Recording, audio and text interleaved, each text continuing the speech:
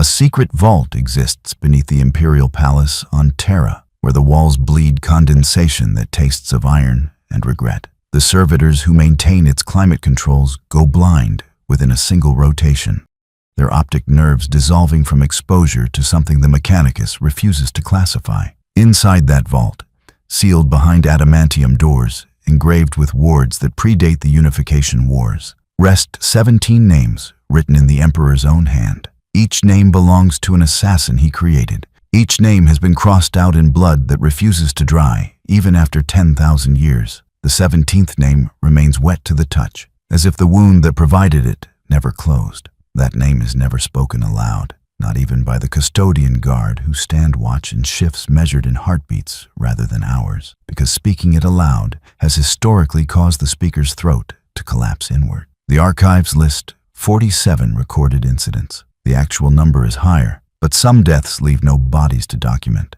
The vault exists because the Emperor made a choice during the early decades of the Great Crusade that he has spent every moment since containing. He created weapons that could kill anything, then gave them autonomy to decide what constituted a threat. The logic seemed flawless at the time. The galaxy teemed with horrors that conventional warfare could not touch. Xenopsychers who existed in 11 dimensions simultaneously, warp entities wearing human faces like ill-fitting masks, and technologies from the Dark Age that rewrote causality itself just by being observed. The Legion's Astartes were hammers, magnificent and terrible, but some problems required a scalpel inserted between specific vertebrae at the precise angle to sever the brain stem without alerting the body to its own death. So he reached into the genetic laboratories beneath the Himalaysian peaks, into vats where Proto-Astartes failures writhed in their own dissolving flesh, and extracted something worse. He built killers who could walk through fortress walls by convincing reality they were already on the other side.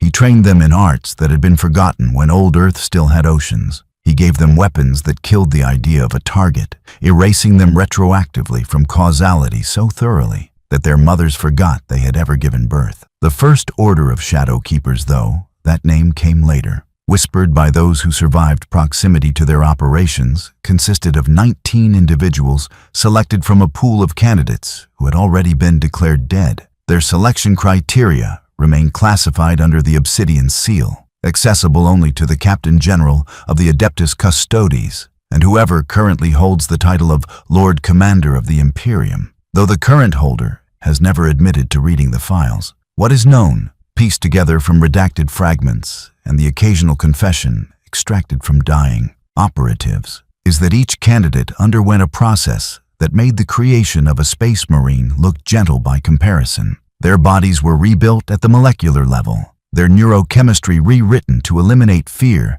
doubt, and the neurological architecture that generates empathy. Their memories were edited selectively, leaving technical skills and language intact, while excising personal attachments, names of loved ones, even the memory of their own original faces. One recovered data slate, found in the wreckage of a facility on a world whose designation has been struck from all star charts, contains a single line of medical notation that reads, "Subject retained memory of mother's scent. Olfactory complex removed. Subject expired during procedure. Acceptable loss ratio maintained." The notation is dated 3 years into the Great Crusade. It is entry number 4012. The Shadow Keepers became operational in the 34th year of the Crusade, though their first recorded kill predates that official activation by 7 years. The target was a planetary governor on a world called Kepra Mundus, a man named Varen Cass, who had welcomed the Imperium with open arms and a smile that seemed genuine enough to pass Mechanicus analysis. Cass died in his sleep, or appeared to, his heart simply stopping between one breath and the next. The autopsy revealed nothing unusual beyond a single puncture wound behind his left ear, so small it could have been mistaken for an insect bite, except that Kepra Mundus had no insects. The world's entire biosphere had been sterilized by rad weapons during the Age of Strife. The puncture had been made by a needle precisely 7 molecules wide, delivering a neurotoxin that existed in a quantum superposition until it reached the target's brain stem, at which point it collapsed into fatal certainty. Cass died before his neurons could register pain. His wife, sleeping beside him, never woke. The investigation concluded natural causes, a heart weakened by the stress of integration into the Imperial system. 3 days after Cass was cremated according to local custom, his entire administrative staff collapsed simultaneously during a planning session, bleeding from their eyes and ears. Their brains liquefied by a mimetic virus that had been waiting in their visual cortexes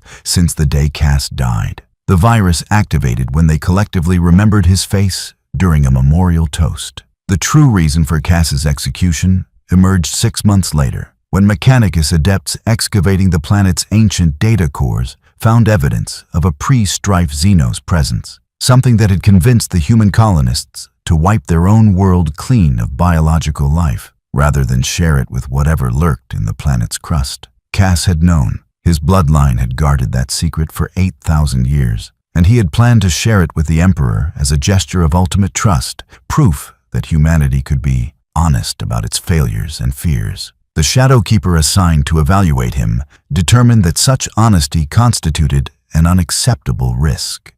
Information that dangerous could not be allowed to exist in even a single loyal mind, because loyalty was a variable that could shift with circumstances, but death was permanent. Cass died because he wanted to tell the truth. His staff died because they had listened to him speak, and in speaking, he had contaminated them with dangerous knowledge. The planet itself was marked for later exterminatus, scheduled for 2 centuries hence, when its strategic location would no longer matter. The operation was considered textbook perfect. No one suspected assassination. No one mourned except family, and families forget. The Emperor had created a mechanism for erasing problems before they could metastasize into crises, and for 16 years of the Great Crusade, that mechanism functioned exactly as designed. The Shadow Keepers operated in cells of 3 to 7 operatives, never meeting face to face, coordinating through dead drops and vox channels that broadcast on frequencies that human ears perceived as silence. Each cell specialized in different methodologies, some focused on infiltration and long-term deep cover, spending decades becoming trusted advisors or beloved servants before executing targets at optimal moments.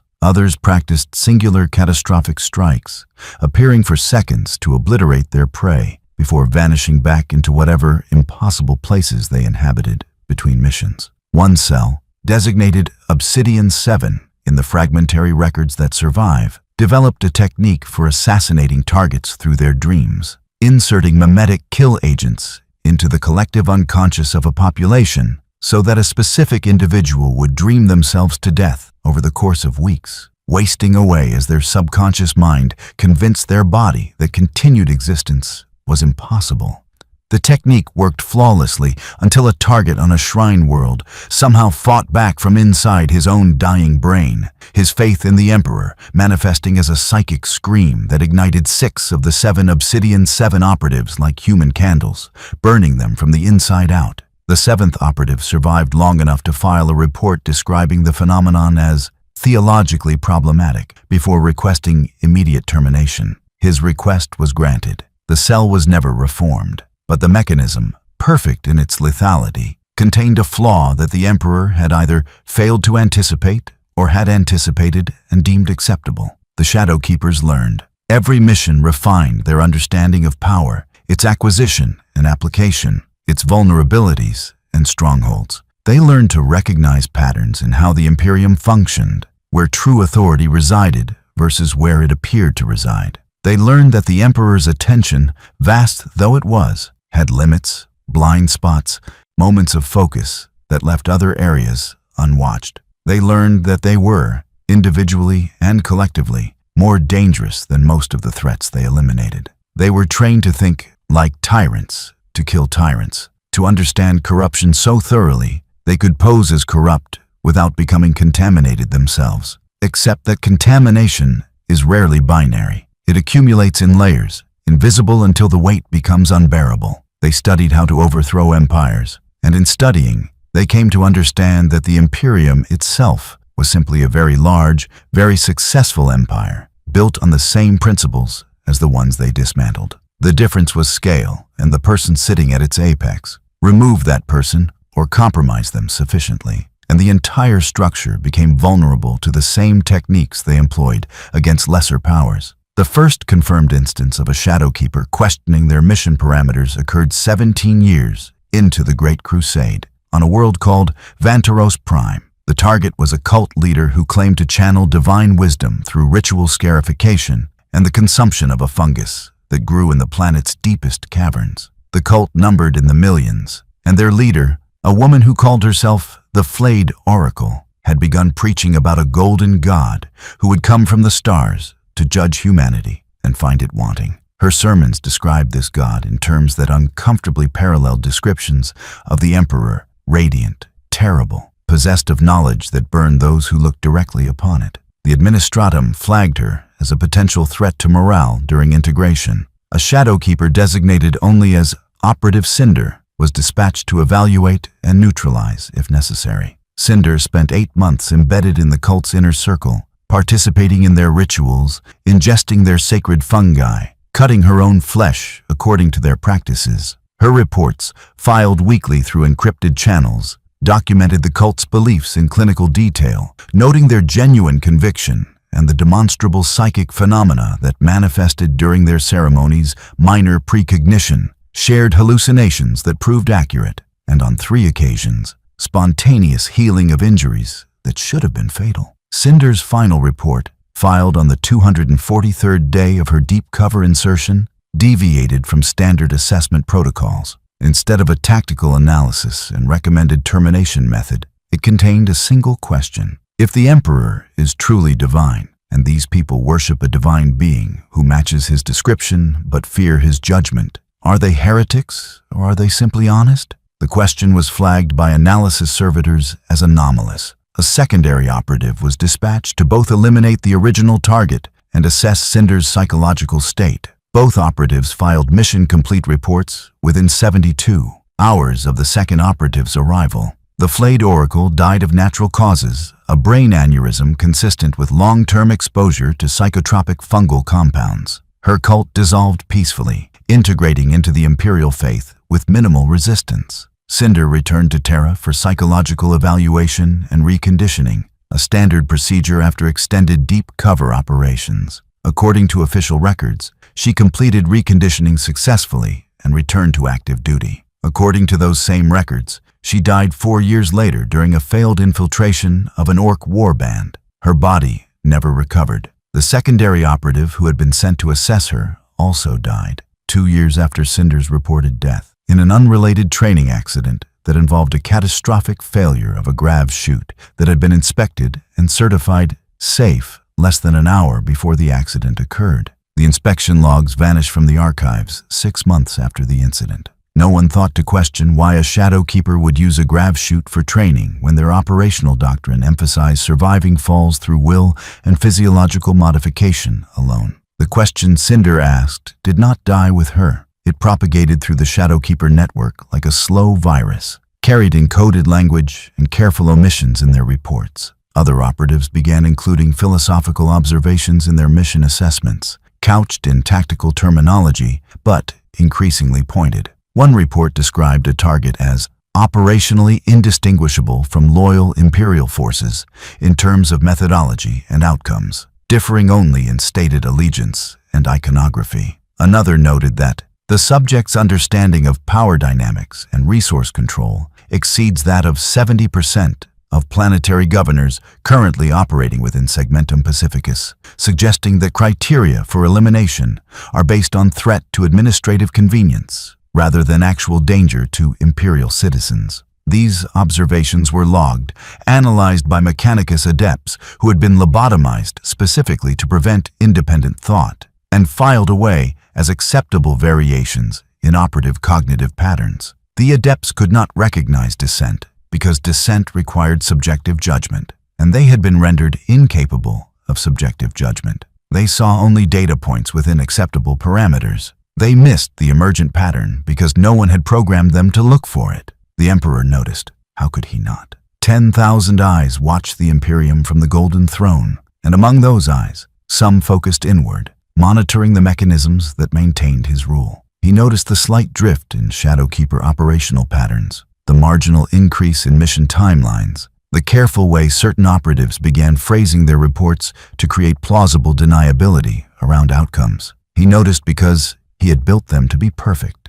Perfection cannot drift without cause. But he said nothing, issued no new directives. initiated no purges. His silence on the matter became its own form of communication, interpreted by those trained to read absence as message. The Shadow Keepers understood that silence as acknowledgement, and more disturbingly, as permission to continue existing in their current state. They had become too useful to eliminate, too embedded in critical operations to extract without leaving gaps that enemies could exploit. They had achieved a form of immunity through sheer operational necessity, and they knew it. That knowledge changed them more than any physical modification or psychological conditioning ever had. They learned that they were indispensable, and indispensable tools inevitably develop wills of their own. The architecture of the Shadow Keeper organization reflected their evolution from tool to semi-autonomous entity. Initially designed as a spoke and hub structure with direct reporting to the Emperor or his designated proxies, the network gradually developed lateral connections between cells, unofficial channels for sharing intelligence and resources without routing through central authority. These connections began as practical necessities operatives in adjacent sectors sharing information about targets that crossed jurisdictional boundaries, coordinating to avoid accidentally interfering with each other's operations. But practicality metastasized into coordination of a different kind. Cells began meeting in physical space, brief encounters in the bowels of hive cities or aboard merchant vessels traveling between systems, long enough to exchange more than data. They shared methodologies, certainly, but also doubts, frustrations with command decisions that seemed arbitrary or counterproductive, observations about patterns in how they were deployed. They began to see themselves not as individual weapons aimed by a master's hand, but as a collective organism with its own survival imperatives. Among these operatives, certain names acquired legendary status, though the names themselves were likely pseudonyms layered over pseudonyms, identities so thoroughly constructed that even the individuals wearing them might have forgotten their original faces. There was an operative referred to only as the recusant, who specialized in eliminating targets through theological argument, engaging them in debates about the nature of divinity and loyalty until the target voluntarily took their own life, convinced by flawless logic that their continued existence contradicted their own beliefs. The recusant had a perfect mission record spanning 23 years and 37 confirmed kills, including 2 Space Marine chaplains and a living saint whose faith apparently could not withstand direct, logical scrutiny. The recusant's final mission involved a target who was, according to fragmentary records, a mirror of the primary subject, terminology so opaque that it has generated centuries of speculation. The mission was listed as successful, but the recusant never filed another report. Some believe they died. Others suggest they simply stopped reporting, having applied their own methodology to their own existence and reached an uncomfortable conclusion. Another operative, known in whispered exchanges as Gravemind, pioneered techniques in mimetic warfare that would later become foundational to the Officio Assassinorum's Venenum Temple methods. Gravemind could construct information that killed anyone who fully comprehended it, crafting ideas so perfectly paradoxical that understanding them caused irreversible brain damage. Their most infamous operation involved infiltrating a Xenos diplomatic mission, one of the few instances where the Emperor attempted peaceful contact with an alien civilization, a decision that remains controversial among Imperial scholars. The Xenos were a species of telepaths who communicated through shared consciousness, their entire delegation functioning as a single, distributed mind. Gravemind spent 6 months learning their language, their thought patterns, their methods of integrating new information into their collective awareness. Then, during a crucial negotiation session, Gravemind introduced a concept into their shared consciousness, a single idea that was simultaneously true and false, provable and disprovable, depending on the frame of reference used to examine it. The entire delegation died within seconds, their shared mind collapsing under the weight of an irresolvable paradox. The Emperor terminated the diplomatic initiative immediately. Gravemind was commended for preserving humanity's strategic advantage and assigned to a deep cover mission that officially lasted 3 years but may have continued for decades longer under multiple assumed identities. Sightings of Gravemind, or operatives using Gravemind's techniques, appear in intelligence reports well into the 41st millennium, though whether these represent the same individual, a successor using the same code name, or entirely separate entities remains uncertain. The most disturbing legend, and the one that directly pertains to the Emperor's growing concern about his own creations, centers on an operative designated Mirror. Unlike other Shadow Keepers who specialized in infiltration or combat, Mirror's documented specialty was impersonation at a level that transcended mere physical disguise. Mirror could adopt a target's identity so completely that biometric scans, psychic probes, and even close personal relationships failed to detect the substitution. There are confirmed instances where Mirror replaced targets for years, living their lives, fulfilling their duties, sleeping beside their spouses, raising their children, all while subtly steering them away from paths that would have brought them into conflict with the Imperium. The technique was deemed superior to assassination in cases where the target occupied a position that required continuity. Removing them would create instability, but redirecting them preserved useful structures while eliminating threats.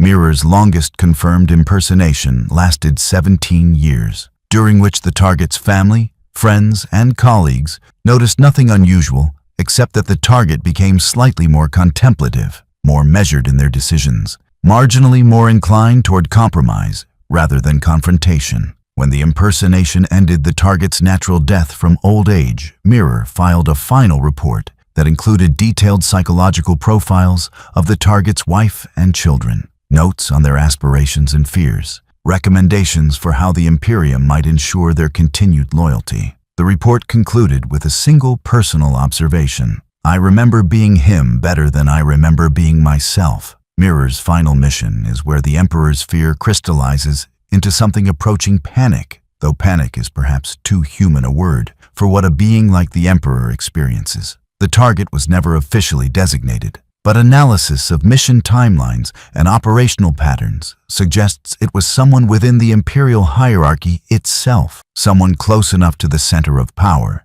that their compromise represented an existential threat. Mirror was inserted, the impersonation executed flawlessly, and for a period of time measured in months or possibly years. Mirror occupied a position from which they could observe the Emperor directly, attend meetings where policy was shaped, participate in decisions that affected billions of lives. During this time, Mirror filed reports that were models of operational perfection, documenting the target's activities and relationships with exhaustive detail. Then the report stopped, not abruptly, but gradually, each subsequent report growing slightly shorter, slightly less detailed, until they consisted of single-line confirmations that the operative remained embedded and the mission parameters unchanged. The final report, filed 23 months after insertion, contained only 3 words: "I understand now." No further communication was ever received from Mirror. The target they had replaced continued in their role for another 6 years, performing their duties without any sign of compromise or deviation from expected behavior,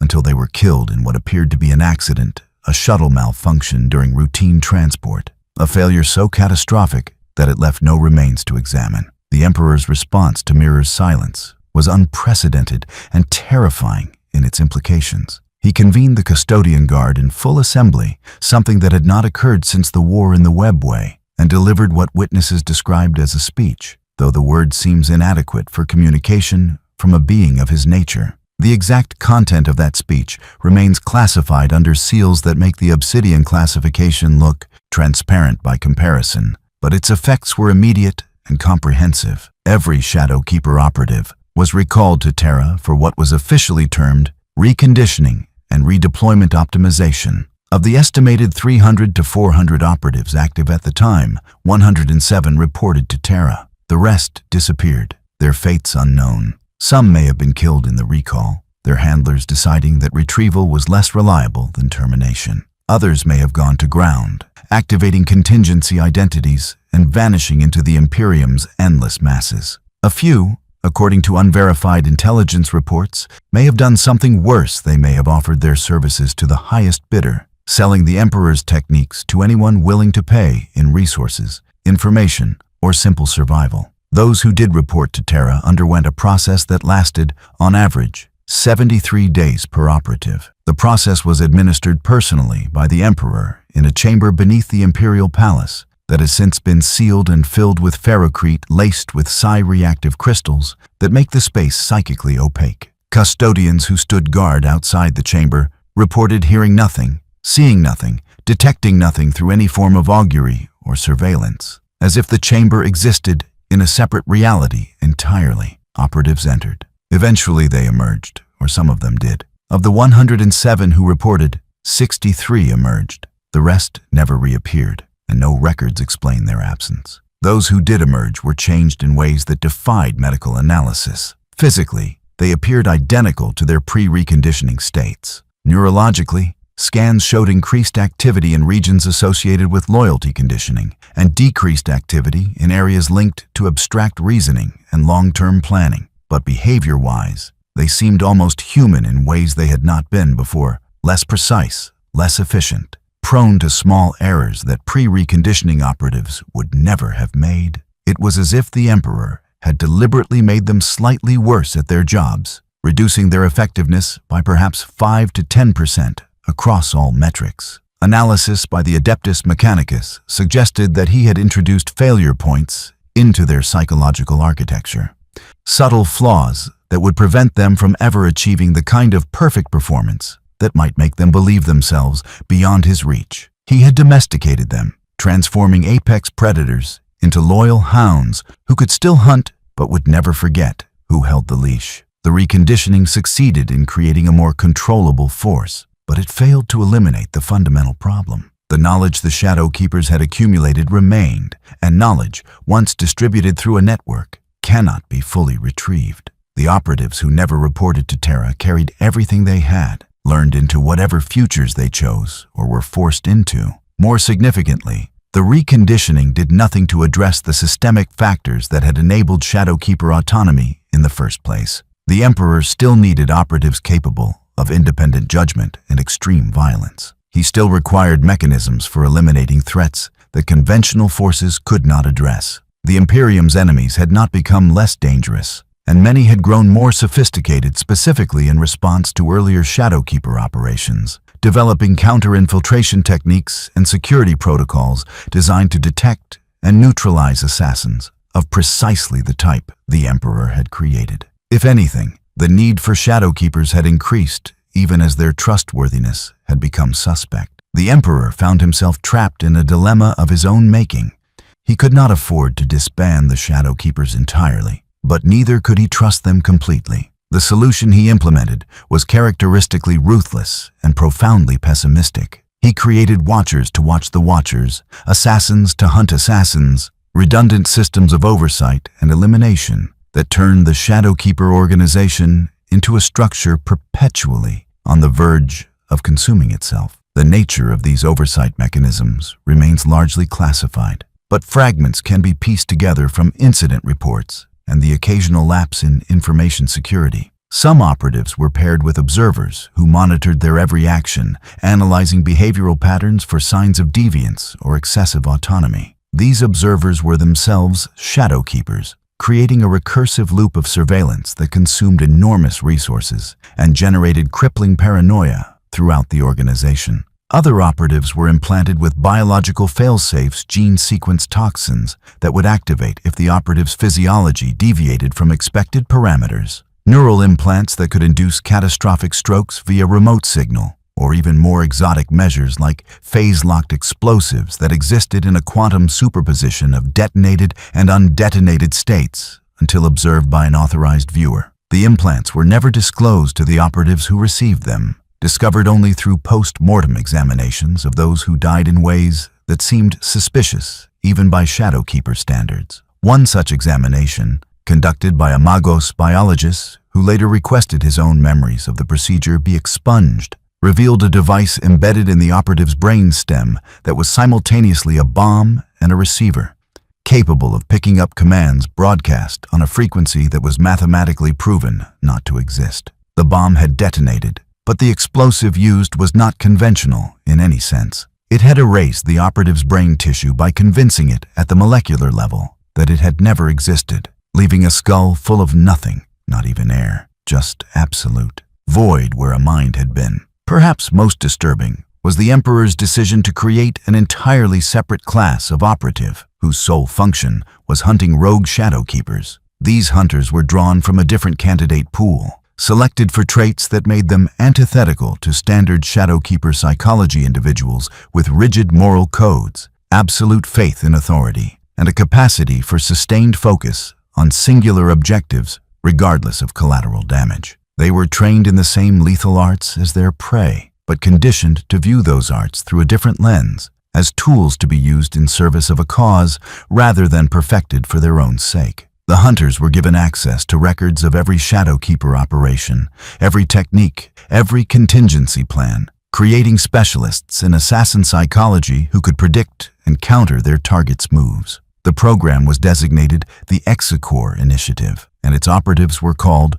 with grim humor by those few who knew of their existence, the Emperor's apology for his previous work. The Execores were never numerous. Records suggest no more than 30 at any given time, but their psychological profile made them extraordinarily effective at their designated task. Unlike shadow keepers, who killed to solve problems, Execores killed because they believed the Emperor had ordered them to, and no moral complexity could interfere with that direct chain of command. They were fanatics by design, and fanaticism provided an immunity to the doubts that had corrupted the original operatives. The first confirmed Execore kill occurred 6 years after the program's initiation. The target was a shadow keeper who had been reported missing during a mission on a cardinal world in Segmentum Tempestus. The operative, designated Whisper 212, had been assigned to eliminate a cult leader whose followers practiced a form of worship that involved sensory deprivation and extended fasting, believing that hunger and isolation brought them closer to the divine. Whisper 212 infiltrated the cult, adopted their practices, and filed regular reports for 11 months before the reports abruptly ceased. A recovery team found no trace of the operative, and the cult leader died 3 weeks later in a manner consistent with Whisper 212's established methodology: suffocation, caused by the spontaneous collapse of both lungs, a technique requiring precise application of pressure to specific nerve clusters that induced organ failure without external signs of violence. The mission was classified as successful. The operative listed as killed in action, a common enough occurrence in Shadowkeeper operations, except that 9 years later, on a shrine world halfway across the Segmentum, a minor ecclesiarchal official died in precisely the same manner during a private meditation. And 6 years after that, a navigator attached to a rogue trader dynasty, and 4 years after that, a junior inquisitor investigating heresy on a frontier world.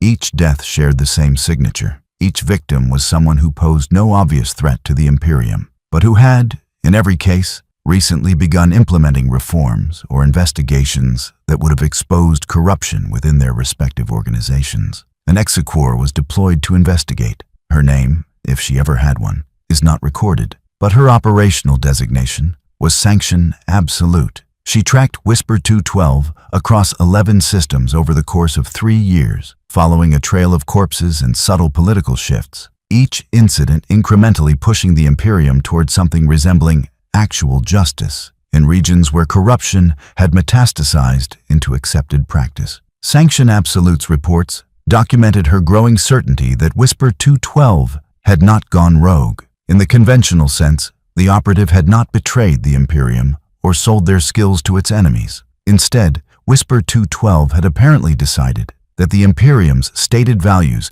and its actual practices had diverged to a point where enforcing the latter contradicted the former, and had begun independently enforcing what they interpreted as the Emperor's true will against those who exploited his name for personal gain. This interpretation, Sanction Absolute noted in her final report, was operationally sophisticated but theologically catastrophic because it positioned a single operative as capable of discerning divine will independently of the Emperor's direct commands. It suggested that Whisper 212 believed they understood the Emperor's intentions better than he did, or at least better than his designated representatives. That level of autonomy could not be tolerated. Sanction Absolute located Whisper 212 on a forge world where the operative had been embedded for 18 months as a menial laborer, working in the irradiated depths of a plasma reactor cooling system while slowly poisoning the chief magos, who oversaw the facility's production quotas. The Magos had been diverting resources earmarked for military production into private projects, selling arms to Xenos traders through intermediaries so layered that conventional investigation would have taken decades to unravel. Whisper 212 had unraveled it in 6 months and sentenced the Magos to death by contamination, adjusting the cooling system's radiation shielding to leak specific isotopes that would cause the Magos' extensive augmetics to degrade and fail over the course of a year, slowly, painfully, in ways that would appear as natural mechanical wear rather than sabotage. The execution was still in progress when Sanction Absolute arrived. She confronted Whisper 212 in the cooling system's maintenance tunnels, spaces so cramped that neither operative could fully extend their arms, filled with steam and radioactive mist that made breathing an exercise in accepting incremental cellular damage. According to Sanction Absolute's report, they spoke for 7 minutes before either moved to attack. Whisper 212 argued that they were fulfilling the Emperor's true purpose, eliminating corruption that conventional oversight had failed to address. Sanction Absolute countered that purpose was defined by command, not by individual interpretation, and that even correct outcomes achieved through unauthorized means constituted rebellion against the Emperor's sovereignty. The philosophical debate ended when Whisper 212 attempted to use the same neural strike technique that had become their signature kill method. Sanction Absolute had trained extensively against that specific technique. The fight lasted 18 seconds. Whisper 212 died with their fingers on Sanction Absolute's throat. Pressure applied correctly, technique flawless, but Sanction Absolute's nerve clusters had been surgically relocated as part of her anti-Shadowkeeper modifications. The strike that should have killed her instead caused temporary paralysis in her left arm. She recovered in time to drive a monomolecular blade through Whisper 212's eye socket into their brain, severing the connection between frontal lobe and brainstem. Whisper 212 died instantly, but Sanction Absolute reported that for the 18 seconds the fight lasted, she had been genuinely uncertain of the outcome. The uncertainty was what mattered. Sanction Absolute had been purpose-built to counter Shadowkeepers, given every advantage of preparation and specialized training, and still the fight had been close enough that outcome depended on seconds and millimeters. Her report concluded with a tactical assessment that bordered on prophecy. If a single rogue Shadowkeeper could nearly defeat an Exequor in single combat, then a coordinated group of rogues operating with shared purpose and resources would be effectively unstoppable by any force the Imperium could deploy, short of deploying Space Marine strike forces or custodian intervention.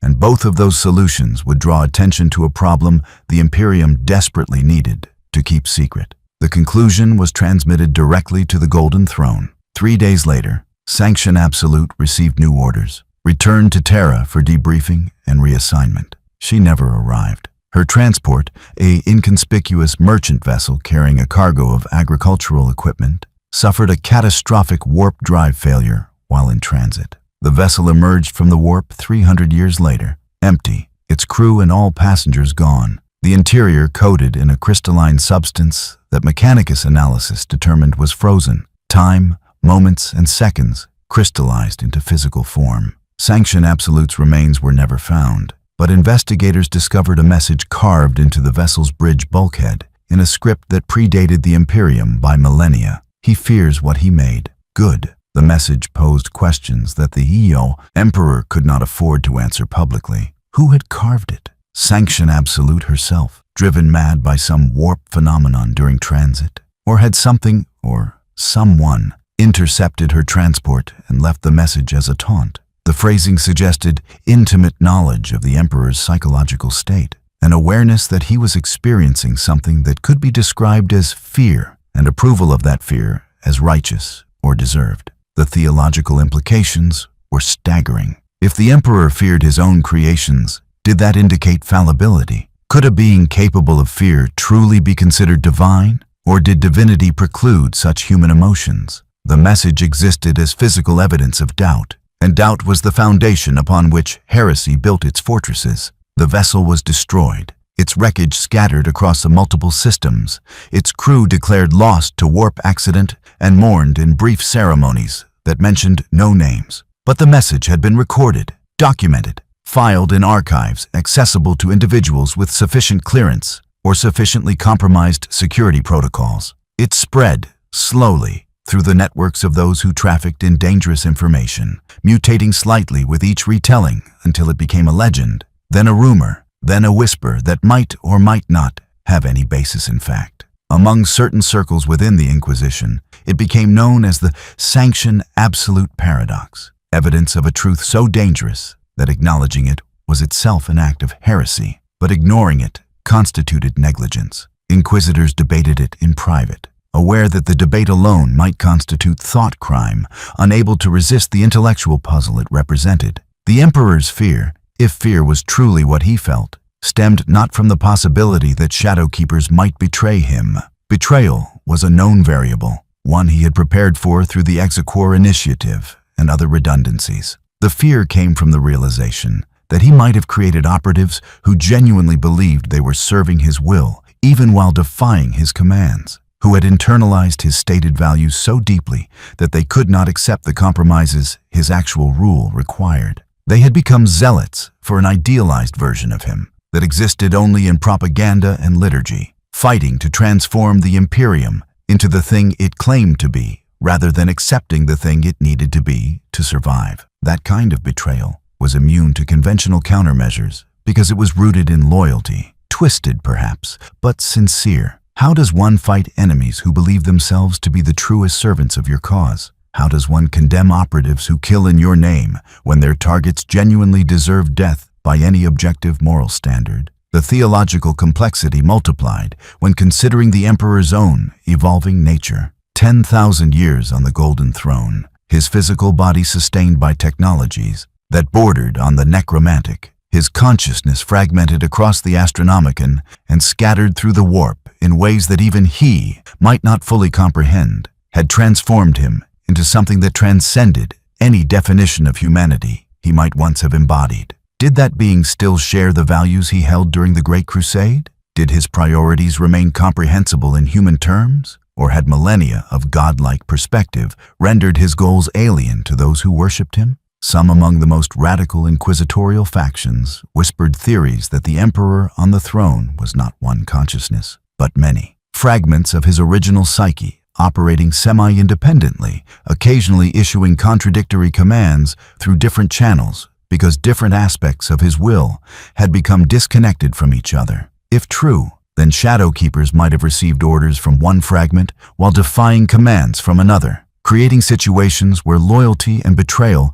became impossible to distinguish. The whispers remained whispers, never formalized into documented theory, because formalizing them would require acknowledging implications that would shatter the Imperium's theological foundations. What is known, drawn from sources scattered across 10 millennia and pieced together with great care by individuals who rarely survived long after completing their research, is that Shadow Keeper operations continued throughout the Horus Heresy and into the dark millennium that followed. Though the organization transformed in ways that may have been guided by the Emperor or may have been entirely emergent, the unified structure, such as it ever existed, fragmented into autonomous cells that maintained minimal contact with each other and even less contact with any central authority. Some cells remained loyal to what they understood as the Emperor's will, continuing to hunt threats they identified through their own analysis. Others shifted allegiance to specific factions within the Imperium cells, attached themselves to inquisitorial ordos, to Astartes chapters, even to individual rogue traders who could afford their services or convince them of shared objectives. A few cells apparently concluded that the Imperium itself had become irredeemable and began working toward its controlled collapse, eliminating key figures not to serve the Imperium's enemies, but to hasten what they saw as inevitable failure, hoping to clear ground for something better to emerge from the ruins. That last category, if it exists, represents a threat so profound that merely confirming its existence would justify exterminatus on any world suspected of harboring such operatives. Among the loyal cells, or those claiming loyalty, operational methodologies evolved to match new threats. The Imperium of the 41st millennium faces enemies that would have been incomprehensible during the Great Crusade chaos in its fully manifested form. Tyrannid hive fleets that consume biological and psychological patterns with equal hunger, Necrons awakening with technologies that make even Dark Age humanity look primitive, and orcs whose reality-warping gestalt psychic field makes conventional assassination almost impossible, since killing an orc war boss requires killing the belief that the war boss is killable, and belief is harder to target than flesh. Shadowkeepers adapted, developing techniques that targeted conceptual vulnerabilities rather than physical ones. There are reports, unverified but disturbingly consistent across multiple independent sources, of chaos cult leaders spontaneously losing faith in their own doctrines mid-ritual, suddenly unable to remember why they believed what they preached, their certainty dissolved by mimetic agents that attacked the neurological structures underlying faith itself. Tyrannid synapse creatures have died in ways that suggest psychic feedback loops, their consciousness linked into hive mind networks that were then used as vectors to introduce information that the hive mind could not process without sustaining catastrophic damage. One particularly disturbing report describes a Genestealer patriarch found dead in its cult's hidden temple, its body intact, but every cell in its nervous system frozen at the exact moment of attempting to transmit a thought to the hive mind, as if the thought itself had been too terrible to complete. Necron tomb worlds have suffered mysterious failures where dormant warriors simply refuse to reactivate, their consciousness matrices intact, but locked in decision loops from which they cannot escape, eternally calculating the probability of successful awakening and never quite reaching a threshold sufficient to trigger reactivation protocols. The question haunting every analysis of Shadowkeeper activity in the modern Imperium is, who commands them now? The Emperor, incapacitated on the Golden Throne, cannot issue the kind of detailed operational orders that Shadowkeeper missions require. Or can he? Some theorize that he communicates through dreams, visions, or psychic impressions, planting mission parameters directly into operative consciousness in ways that bypass conventional command chains. Others suggest that the Custodian Guard, or the Adeptus Terra, maintain operational control, issuing orders in the Emperor's name based on their interpretation of his will. A third theory, more disturbing, proposes that no one commands them, that they have become entirely autonomous entities operating on protocols and priorities established millennia ago, hunting threats according to criteria that may no longer align with the Imperium's actual needs. If that theory is correct, then the Imperium hosts within its structure an uncontrolled weapon aimed at targets chosen by operatives who answer to no living authority, who might be protecting the Imperium or might be systematically undermining it according to their own incomprehensible logic. The Emperor's fear, if he still fears, would be entirely justified. Evidence supporting the autonomy theory appears in patterns of assassinations that serve no obvious imperial interest. High-ranking officials die under circumstances suggesting Shadowkeeper involvement, but investigations reveal no heresy, no corruption, no obvious reason for elimination. Inquisitors pursuing specific investigations are found dead, their work deleted from all systems, as if someone decided their line of inquiry had become too dangerous to continue. Space Marine captains, loyal by every measure, die in accidents that are too perfect to be accidental, and their chapters subtly shift strategic focus afterward, abandoning campaigns or initiatives that were, in retrospect, leading toward outcomes that might have been problematic. But problematic for whom? For the Imperium as a whole? For specific factions within the Imperium? For the Emperor's grand design, assuming such a design still exists and remains coherent after 10 millennia of implementation? Without knowing who issues the orders, it is impossible to evaluate whether the missions serve legitimate purposes or represent the death spasms of an organization that has become a threat to itself and everyone around it. The most recent incident to gain widespread attention within classified intelligence circles occurred approximately 300 years before the current moment, though precise dating is complicated by warp travel time dilation and the unreliability of records from the sectors involved. A cardinal of the ecclesiarchy, a man named Val Torvin, who had risen to prominence through genuine piety and administrative competence rather than political maneuvering, began preaching a doctrine that was, technically, entirely orthodox. He emphasized the Emperor's humanity alongside his divinity, arguing that the Emperor's suffering on the Golden Throne demonstrated his understanding of human weakness and his compassion for those who struggled to meet the Imperium's demands. Torvin's sermons were phenomenally popular, spreading across multiple sectors via astropathic transcription and drawing billions of adherents who found comfort in the message that the emperor understood their failures because he had chosen to experience suffering himself rather than ruling from untouchable transcendence. Theologically, the position was defensible, supported by references to ancient texts and early imperial doctrine. Politically, it was dynamite because it undermined the ecclesiarchy's traditional emphasis on the emperor's absolute authority and the necessity of unquestioning obedience. Torvald did not preach rebellion, but he preached understanding, and understanding breeds questions, and questions erode the certainty upon which authoritarian structures depend. Torvald died in his sleep after delivering what many considered his finest sermon, a 3-hour discourse on the nature of sacrifice and the difference between obedience demanded through fear and obedience offered through love. His autopsy revealed no obvious cause of death, and the ecclesiarchy declared him a martyr, possibly even a saint. His death interpreted as the emperor calling a faithful servant home. His doctrine continued to spread, arguably more effectively after his death than during his life, because martyrdom grants authority that even the most eloquent living voice cannot match. Then his most devoted followers began dying, one by one, over the course of several years, each death apparently natural, each victim succumbing to different causes: heart failure, stroke, organ degradation, cancers that developed and metastasized with startling speed. Medical investigations found nothing suspicious. Statistical analysis revealed that the death rate among Torvald's inner circle was approximately 800% higher than actuarial tables predicted. But statistics prove nothing when each individual death appears explicable.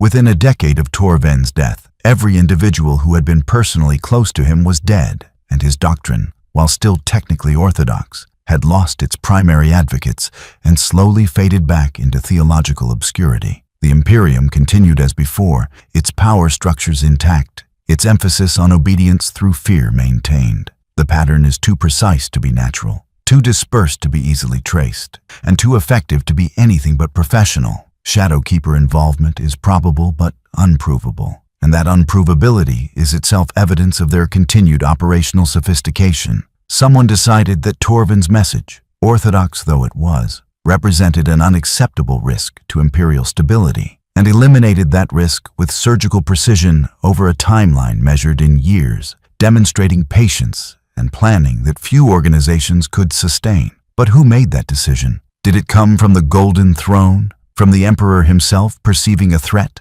in a theology that emphasized his humanity? Did it come from the Adeptus Terra, bureaucrats determining the doctrinal shifts might complicate administrative control? Or did it come from Shadowkeepers themselves, operatives trained to identify and eliminate threats, acting on their own assessment of what constitutes danger, loyal to an idea of the Emperor that may differ substantially from the Emperor's actual will, assuming he still possesses coherent will in any conventional sense? The uncertainty is the weapon. The inability to determine friend from foe, legitimate authority from rogue actor, appropriate caution from paranoid overreach, turns every suspicious death into a potential conspiracy, and every conspiracy into paralysis for those who know enough to recognize the patterns. Inquisitors investigating Shadowkeeper activity tend to die with disturbing regularity, their deaths attributed to the dangerous nature of inquisitorial work, but occurring with statistical regularity that suggests targeting. The survivors,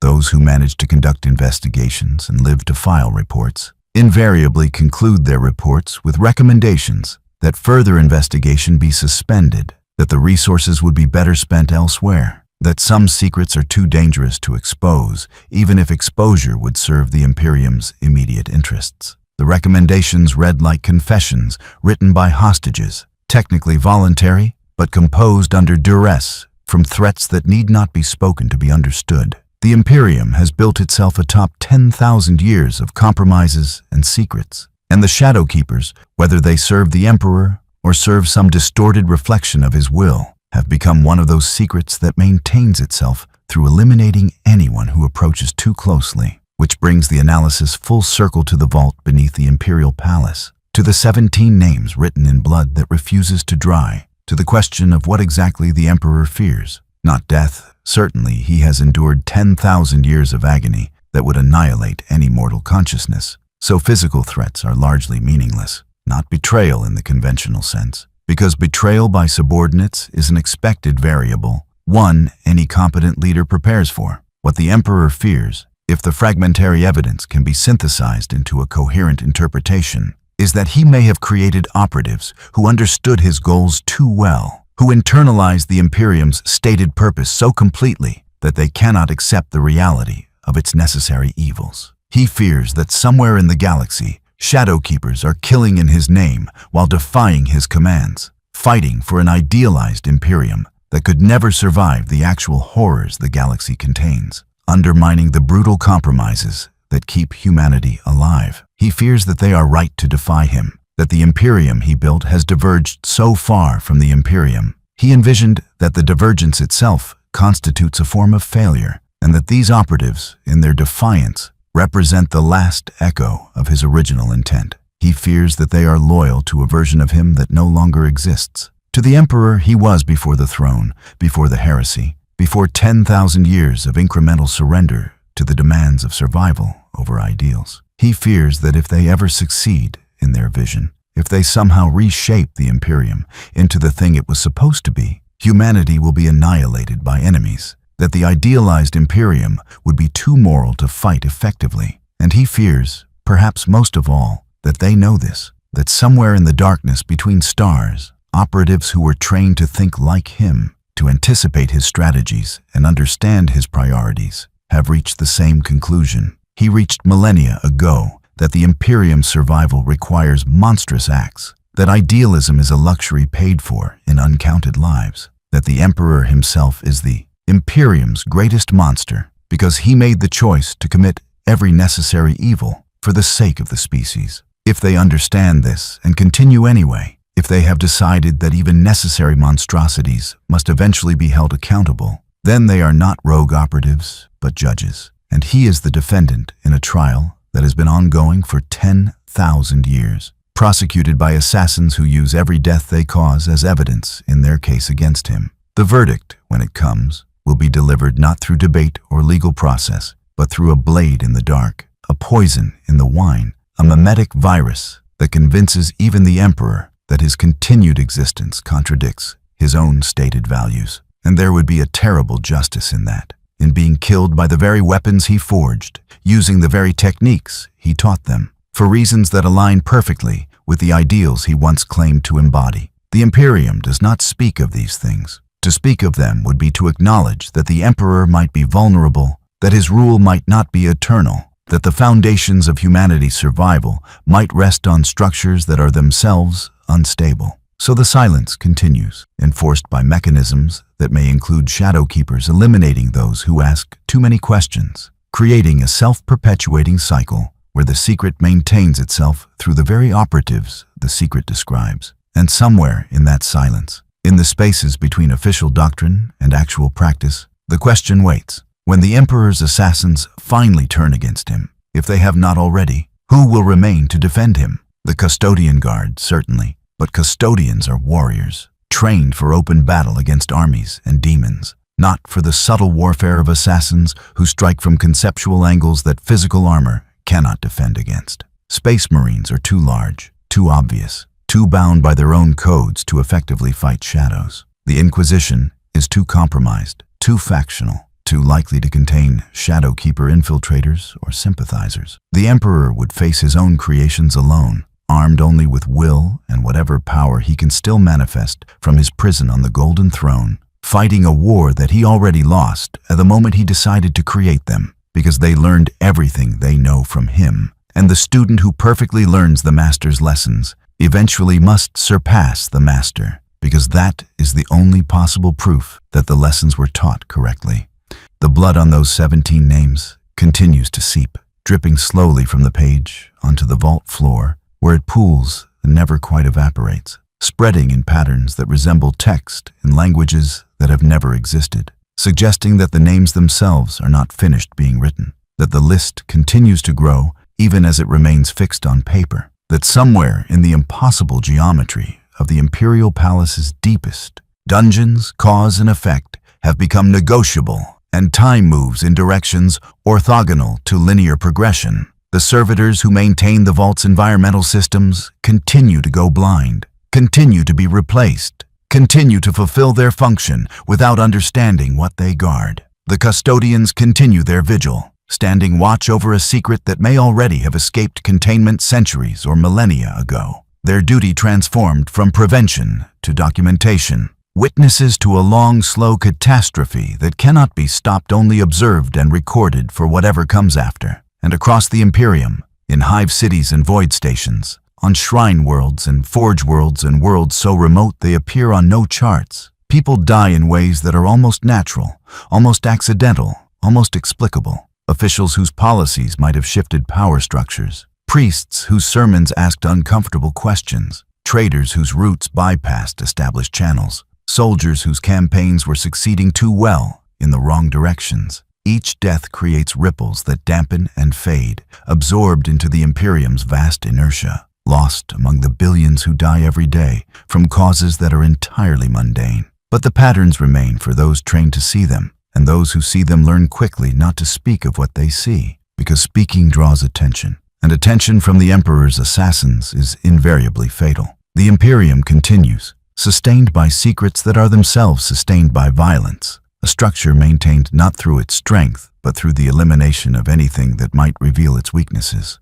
And at the center of it all, enthroned in gold and sustained by horrors, the Emperor endures, perhaps aware of every death committed in his name, perhaps aware only of the Astronomicon and the endless psychic warfare that consumes his attention, perhaps fragmented across so many different states of consciousness that awareness itself has become meaningless for a being who exists simultaneously in past, present, and future. The fear remains. Whether it is the Emperor's fear or the Imperium's fear or humanity's collective fear projected onto their god, the fear of the weapon that knows its wielder too well, the tool that has learned to judge its user, the servant who understands that service can become its own form of tyranny, the fear that somewhere in the darkness, 17 names written in eternal blood are just the beginning of a list that will only end when there are no more names left to write, when the last assassin has eliminated the last target and stands alone in an empty galaxy. The Emperor's final lesson,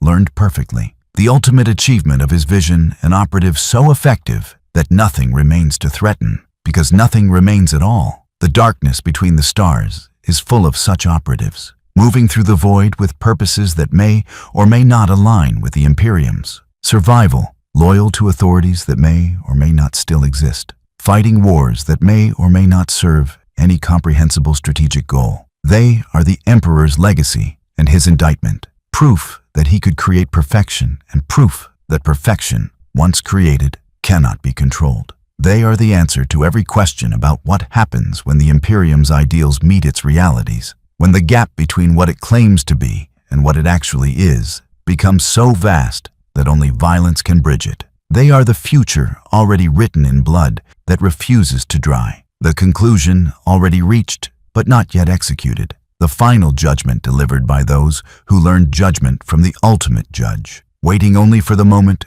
when execution becomes inevitable. And the Emperor, if he fears that moment, not because he believes he will lose, but because he knows he already has. That the moment he created assassins capable of killing anything, he created assassins capable of killing him, and that capability, once granted, cannot be revoked. The weapon exists. The will to use it may already exist, hidden in the thoughts of operatives who learn too well what he taught them.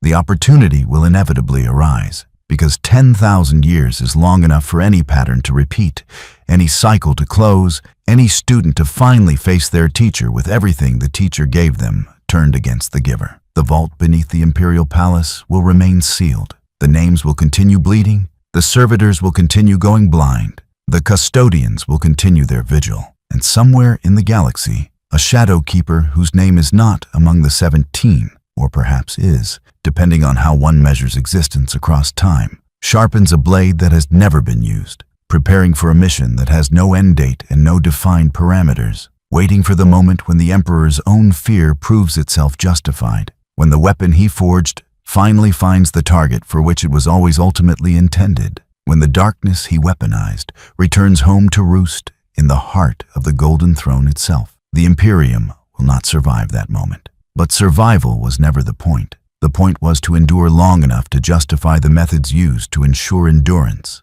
And when the methods become the only thing that endures, when the survival of the mechanism matters more than the survival of what the mechanism was built to protect, then the assassins who learn to see that distinction will do what they were trained to do: eliminate the threat. And the greatest threat the Imperium has ever faced has always been itself. The Emperor's own design turned inward, consuming the Imperium to fuel its own continuation, justified by the necessity of continuation, eternal and terrible, and ultimately unsustainable. In the darkness, the blade waits. In the light of the Astronomicon, the Emperor burns. Between them, the distance grows shorter with every moment, measured not in kilometers, but in compromises, not in years, but in necessary evils, not in space, but in the narrowing gap between tool and target, between creator and creation, between the moment he decided some threats required perfect killers and the moment those killers perfect understanding of what constitutes a threat. The list of 17 names was never complete. The 18th name is being written now, has always been being written, in blood that flows from the Golden Throne itself, waiting only for an operative with the skill and the will to read what has been written there since the beginning. The name of the target who justified the creation of assassins capable of killing gods. His own.